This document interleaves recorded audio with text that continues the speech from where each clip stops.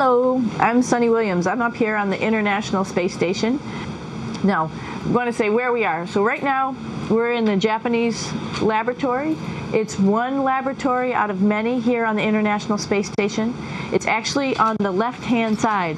If I was the International Space Station and I was flying through space like this, my left hand would be where the Japanese laboratory is.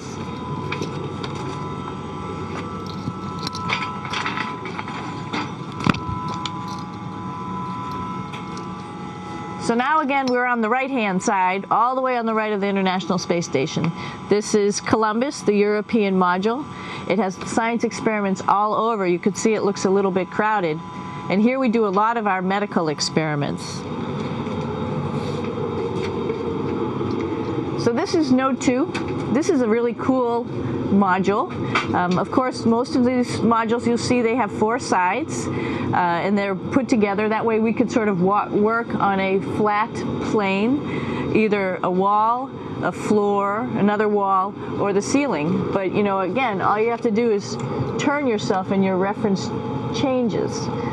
The reason I'm bringing that up is because this is where 4 out of 6 of us sleep. And so people always ask about sleeping in space. Do you lie down? Are you in a bed? Not really, because it doesn't matter. You don't really have the sensation of lying down. You just sit in your sleeping bag. So here's one sleep station right here. I'm going in right now. You can follow me if you want. So I'm inside. It's sort of like a little phone booth, but it's pretty comfy. I've got a sleeping bag right here that we sleep in, so we don't have sort of like a little bit of a cover. We don't fly all over the place. But you know, you can sleep in any orientation. I have it sleeping, feeling like I'm standing up right now, but like you saw, I'm on the floor. But it doesn't matter if I turn over and I sleep upside down. I don't have any sensation in my head that tells me that I'm upside down, so it really doesn't matter. The sleep station is also like a little office. We've got a computer in here. As you can see, we've got a couple little toys. I've got some books. I've got some clothes and other things that make it sort of like home. I'm coming out. And just for reference, that's one sleep station. This one's another. Right here. There's one on the ceiling, if you want to call it. Right here. And then there's a 4th on the other wall over here. So all of us sleep in a little bit of a circle. All right, come on back. There's more to show you.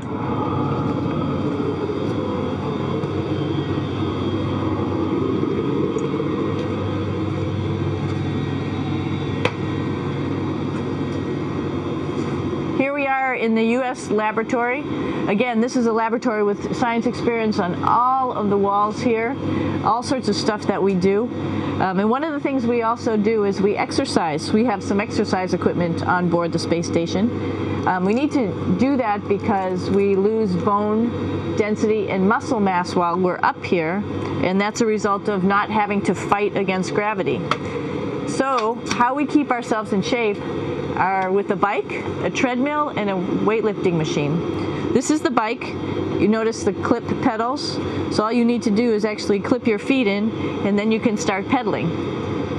You don't need a seat because you don't sit down. Actually, I haven't sat down for 6 months now, so you don't need any type of seat. Just make sure you're held in with your pedals. You probably see that the bike bounces around a little bit. As I move it, it's not steady and held to the wall firmly. And the reason for that is the space station is pretty big. You saw that there's also solar arrays on the space station. If we start putting any forces into the space station, it's going to make those solar arrays bounce around a little bit. So to prevent that, the machines bounce around a little bit, move around a little bit. And that way we don't put any forces onto the structure of the spacecraft out to the solar arrays. All right, a little farther on. Come on.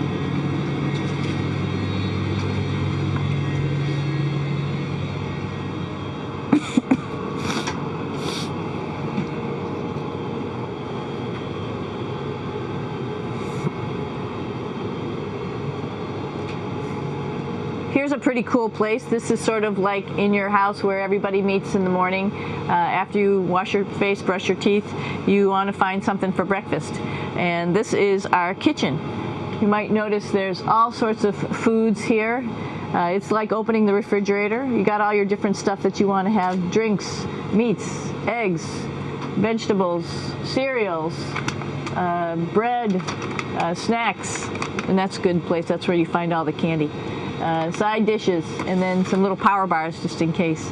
So we have all this type of food. Some of it is dehydrated, and so we have to hydrate it, fill it up with water. Some of it is already made, and then all we have to do is heat it up. So something like this, I'm pulling out barbecued beef brisket.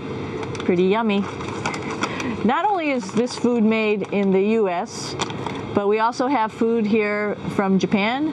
We've got Russian food. As you can see, all these red containers are filled with food that's from Russia. And then we get some of our specialty stuff, some things that we like, some of our favorite stuff that your family can send up. In fact, I like fluffernutters, and so I got sent up some fluff so I could make my fluffernutter with peanut butter. So you have a lot of food up here, no problems.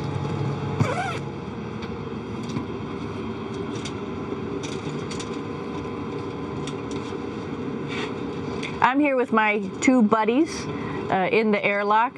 Actually, these are two spacesuits that are ready, primed up to go outside, as we call it, to go do a spacewalk in case we have to do anything outside. Some of the things we do outside are just like inside, repairs. We have a lot of electrical boxes and machinery and solar arrays, in fact, that I talked about earlier, that are outside, and sometimes they don't work quite right. Remember, space is really cold and really hot, and it's also the vacuum of space with no pressure, and so some of the equipment doesn't work well all the time. So we might have to go out and do a spacewalk. Right behind me is actually the hatch that you go out into space, and right now we have it filled up with a couple other spacesuits because we've got 4 of them up here and some of our tools. But right behind here is the hatch in which you actually go right outside into the vacuum of space. The spacesuit is pretty big, as you can see. It's like being a football player. Part of the reason it's so big and bulky is because of this backside, this backpack. It's like going on a hike with a backpack, but the backpack and the suit weighs about 300 pounds. Luckily in space, nothing really weighs anything, so you don't feel that it's so heavy. But we need to have such a big suit because that guy back there is essentially the heart of the spacecraft. I call this actually a spacecraft. It has all the oxygen for you. It has all the carbon dioxide removal system for you. It also has a heating and cooling system to make sure to regulate our body temperatures while we're outside. It also has a computer, so it tells you on a display here if there's anything that's going wrong with the suit, if we're running out of oxygen, if we have too much carbon dioxide, or any type of electrical problem. So it's a pretty awesome little spacecraft, and actually got to go out, use my little spacecraft a couple times, and it worked like a charm. Lucky that it works very nice. You might want to see what the helmet looks like. It's pretty cool too. We don't usually go out like this, so you usually can see when the helmet's open. So you can see what it looks like inside. Somebody's little head would be inside of here. So you can see, you can turn your head all the way around while you're inside of there, but the helmet stays still. So that's determines how far you could see. And it's usually pretty sunny out there, so we have to wear our sunglasses, and this is our sunglasses right here, which make you look pretty cool.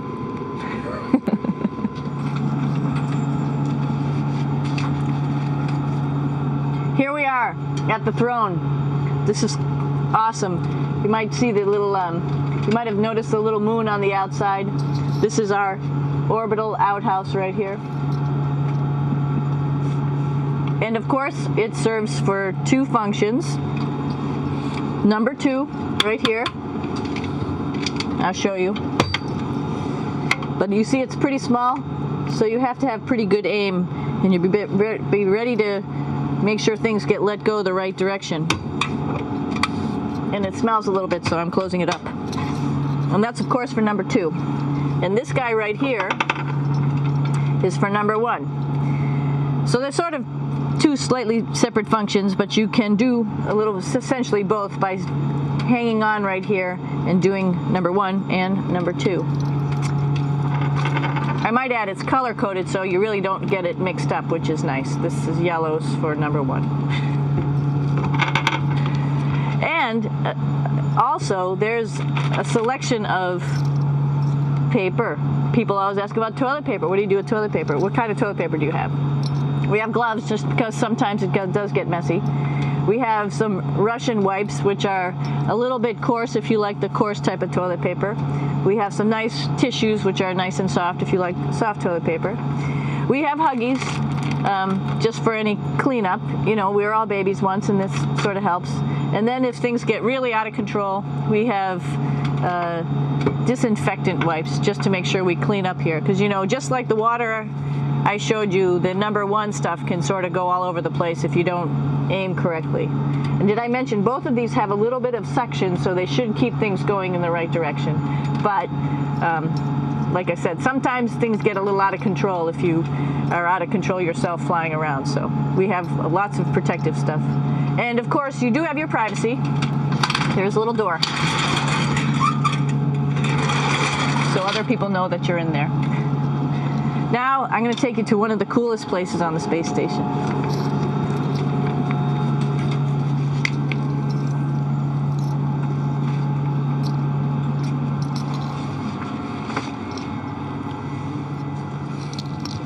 It's like a glass-bottom boat.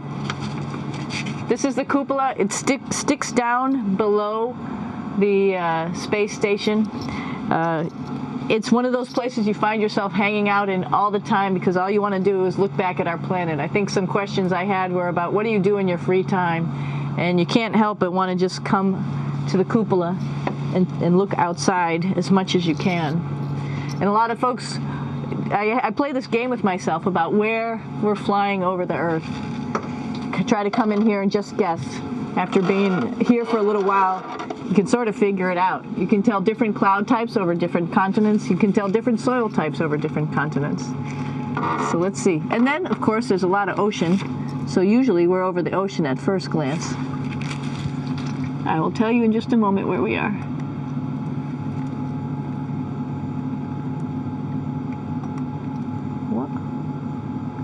There we go. Oh, right now we are right over Africa. It's a little bit cloudy, as you can tell, but we're right over the continent of Africa. Hey, what's that? I think that's a Soyuz spacecraft. That's the spacecraft that's taken us home to planet Earth today. Oh my gosh. We might have to go take a look at that. That's pretty cool. It's a little bit smaller than the rest of the spacecraft, the space station, so you'll see if we go there, it'll be a little bit more crammed. But we're going, you can look all the way back to the back of the spacecraft, which is where the Russian segment is, and then you could look all the way forward to the front of the spacecraft, where the Japanese laboratory, the European laboratory, and the American laboratory. Hey, one thing I didn't show you, or I talked about but I didn't show you, was the exercise, another piece of exercise device. This is what we call the ARED, and with this you can lift weights based on vacuum in these cylinders, just like you do at home at a gym.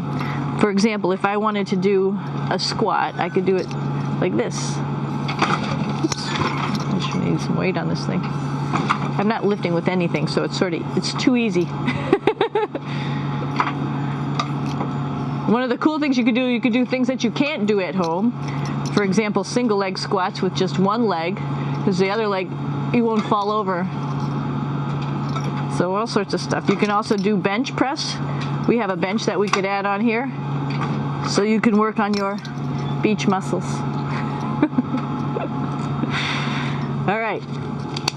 I showed you the Soyuz. Let's go check it out.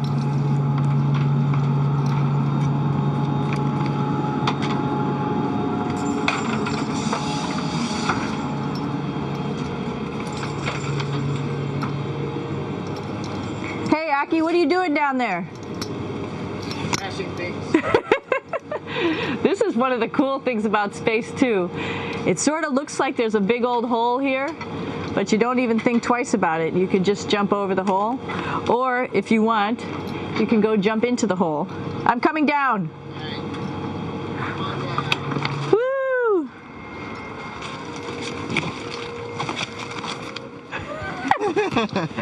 Then you can come right back up again, like Superman. Woo!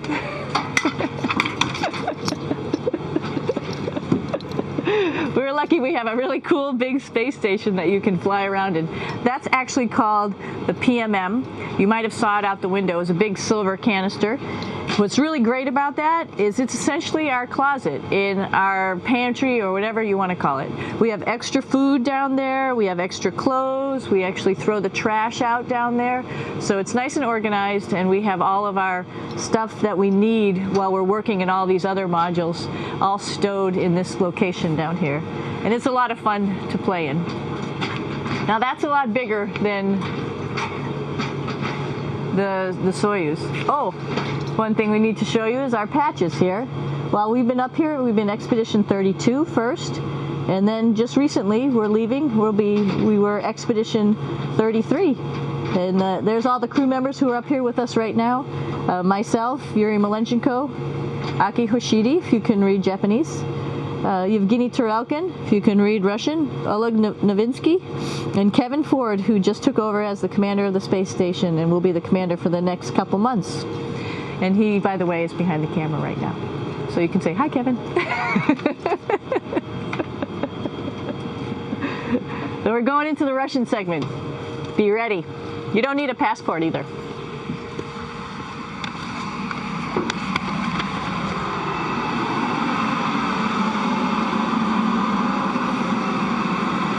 It goes a lot farther back than this.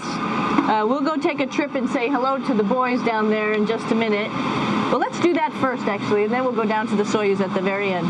This is Yevgeny. Hi. Doing a little tour.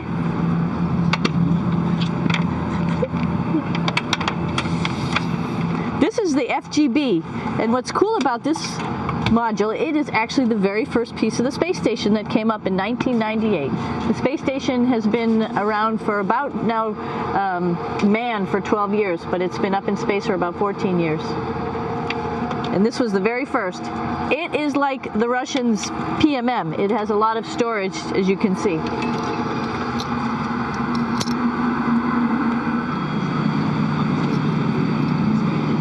So here we are in the heart of the space station, really. This is the service module. This is the central post. In case we had any problems, I know a couple of the questions were about what type of things do you have to worry about. And some of the things we have to worry about in space are fire.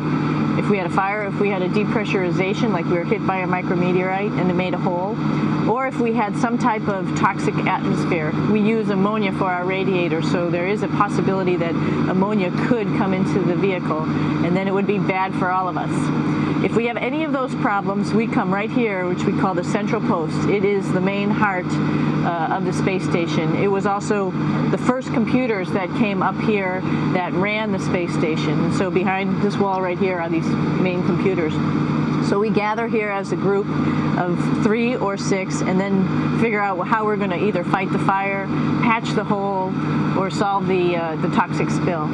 And what's cool about this module, of course, it's the central post. It also has great windows right down toward Earth.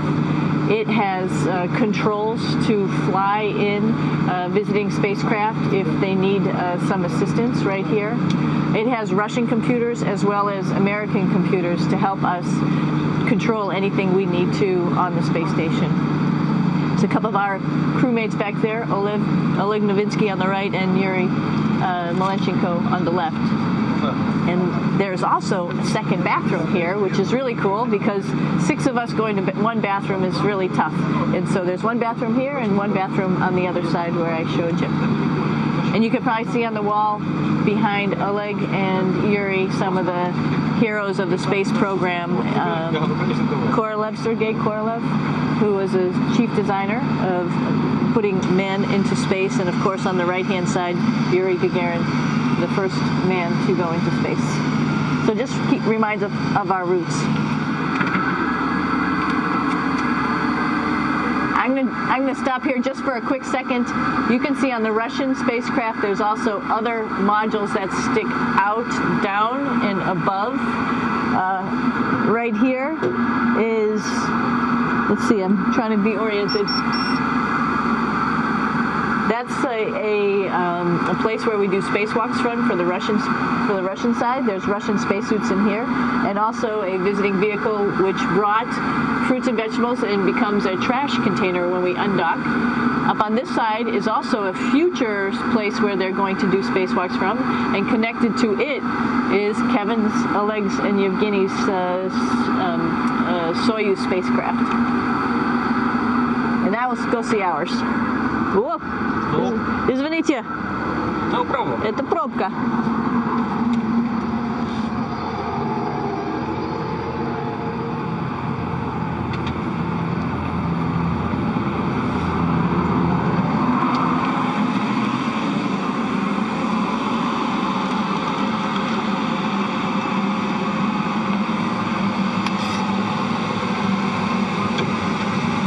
Coming down.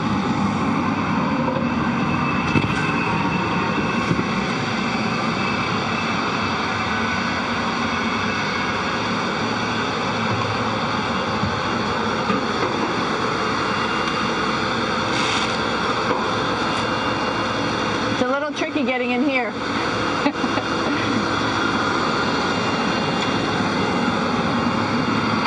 This is the docking probe right here, this big thing. This helps us connect to the spacecraft. This probe actually sticks into this cone, and that's how the spacecraft, our Soyuz, becomes connected to the ISS initially. That is then replaced by clamps, which are around here, that will allow the two spacecraft to be stuck together. And then you can remove the probe and the cone.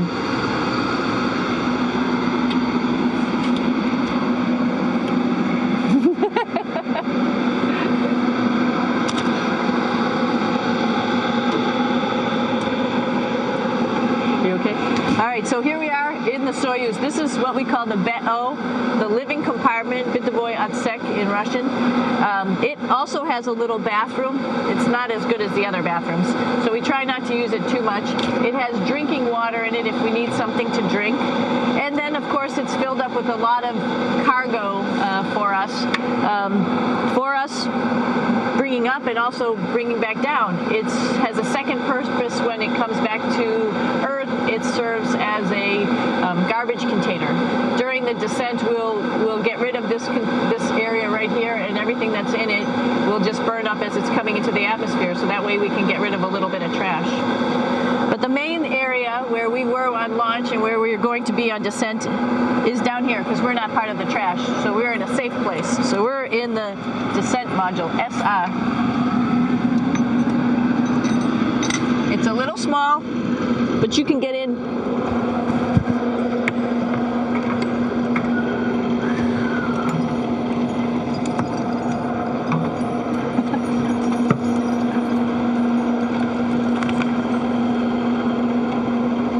Not sure how well you could see in here. Hold on for a second. I'm going to turn it up this way, just so you could see the hatch, and you could see Kevin. It's a little bit small, but we'll come in and show you around. Just starting to get ready. We're preparing a couple days ago for our ride home. It's a little bit squishy, but everybody asks, how do you sit in the Soyuz? And you sort of sit in your seat like this. The seat is molded to your body, and so you can just sort of squish in here and be pretty relaxed. Everybody has a handmade seat for them. And then, of course, there's a control panel, and that's where we do most of our actions and work right here. There's hand controllers, which you can fly the vehicle with, and there's a stick right here, primarily used for communications when we're trying to talk to the ground. So 3 of us fit in here. Like I said, it's a little squishy, but somehow it seems like we all managed to get in here and fit pretty well, and it's a pretty safe ride home. You're probably wondering, what's all this junk behind us? Well, it's all of our parachute, first of all, and then it's all of our survival gear, just in case we end up landing in some strange place on the planet and nobody's there to rescue us right away. We have all sorts of survival gear with us, keeping us safe in here. So they've pretty much thought of everything. And we'll be home on the planet within the next 12 hours. Pretty shocking.